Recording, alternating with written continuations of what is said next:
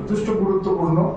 সাংগঠনিক বিভিন্ন দায়িত্ব আছে, আমাদের জনজাতি মোর্চার বেশ কিছু দায়িত্ব আছে। তাছাড়াও আমাদের অনেক বিষয় আছে যেগুলি প্রকাশ্যে আনা যাবে না।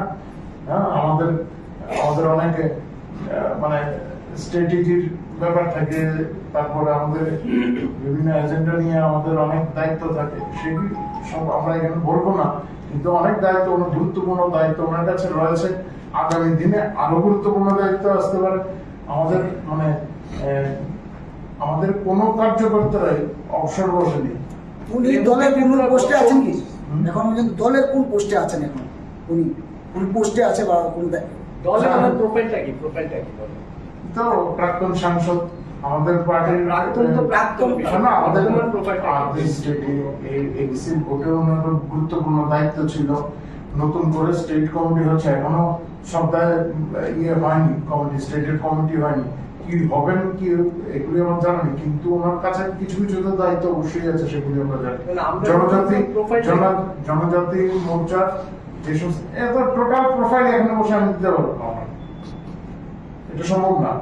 বিস্তারিত স্টেট কমিটি এখন হয়নি বললামই আমি। আর ওনার কাছে অনেক গুরুত্বপূর্ণ দায়িত্ব আছে যেগুলি এখানে বলা আমাদের ঠিক হবে না।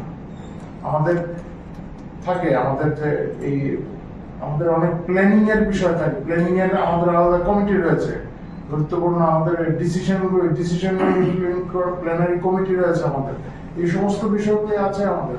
এগুলিতে অনেক গুরুত্বপূর্ণ জায়গায় তিনি রয়েছেন।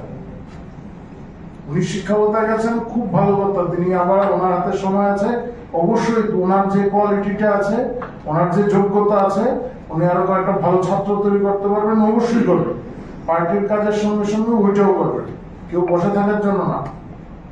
আমাদের যারা চিকিৎসকরা আছেন আমাদের পার্টিতে, তারা চিকিৎসার কাজ বন্ধ করে দিয়েছেন নাকি?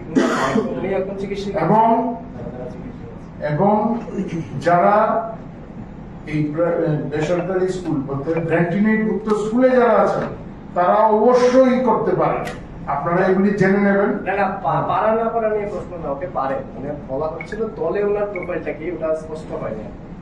আপনাকে পরে দিয়ে দেওয়া হবে, এখন বসে পুরো প্রোফাইল দিতে পারতাম না, আমি জানা নেই ওনার প্রোফাইলে দিয়ে দেব। পদে আছেন কিনা প্রোফাইলিং বললাম তো অনেক দায়িত্বে আছেন উনি, গুরুত্বপূর্ণ দায়িত্ব। আচ্ছা, নবীনবাবু, ইতিমধ্যেই আমরা গোটা রাজ্যের মধ্যে একটা নাম নিয়ে আলোচনা হচ্ছে এবং